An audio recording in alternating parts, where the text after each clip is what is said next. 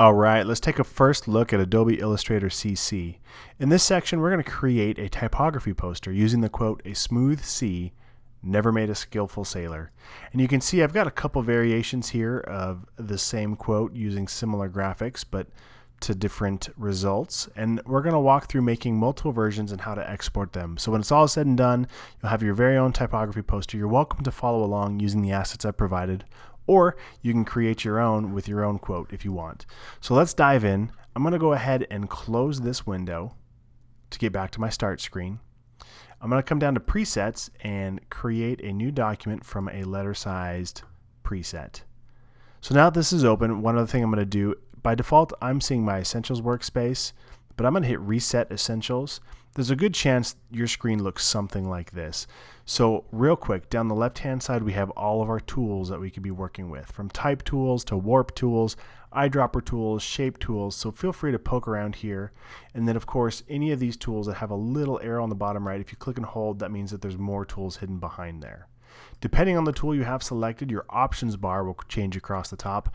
I'd call it the HUD or the heads-up display, but technically it's called the options bar. And then on the right hand side are various windows that will modify whatever you're working with. There's also library assets and different layers. We can also add even more windows if we come down to the Windows panel. There's things like alignment, appearance, artboards, brushes, all kinds of stuff. So usually if you don't see it on the sidebar, you'll find it under this Windows tab. So now that we're set there, what I'll go ahead and do, on this top right there's this tiny little double arrow expand panels button. I'll click on that, and now I have a better idea of what panels are actually open. Now you might already know what you want to use, and if I can put that back and shut that, you can see that we've got the shortcuts, and that's nice too if you want to keep your artboard minimal and just focus on the artwork. Either way is great, but just know that that's there.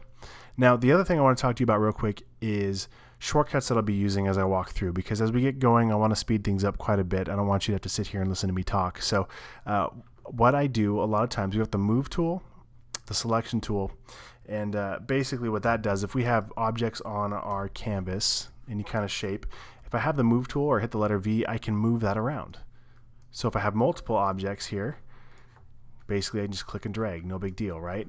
I can drag and select multiple shapes. Okay, that's the move tool.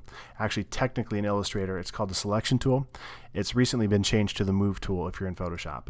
So now that we've got that out of the way, the other thing I use a lot is the space bar, and the space bar is a shortcut to get the hand tool. Now I could just hit the letter H to get my hand tool, but then I'm stuck using it. Let's say I was on the type tool, letter T, and I want to just move things real quick just to see more of my canvas. Well, I can hold down the space bar, move a little bit, and then let go of the space bar, and I'm back to the previous tool I was using. So I use that one a lot too. The other shortcut I use frequently is while holding down the space bar, I'll hold down the command key as well, or if you're on a PC, hold down that control key, and it turns into your zoom tool. And again, I could have just hit the zoom or the Z for the zoom tool, but it's faster as I'm working to just hit these modifier keys in time. So I've got the type tool, I'll hit space bar to get my move tool. Now I'll hold down command with that space bar to zoom in a little bit, look at some details, make sure it's what I want, and then I can add the alt key to that to zoom back out. So now I've got spacebar, command, and alt. Okay, so I'm going to zoom through this as fast as I can.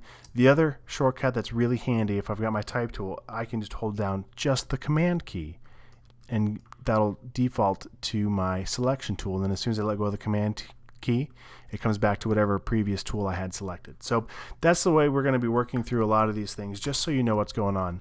All right, what I'm going to do is come up here to View.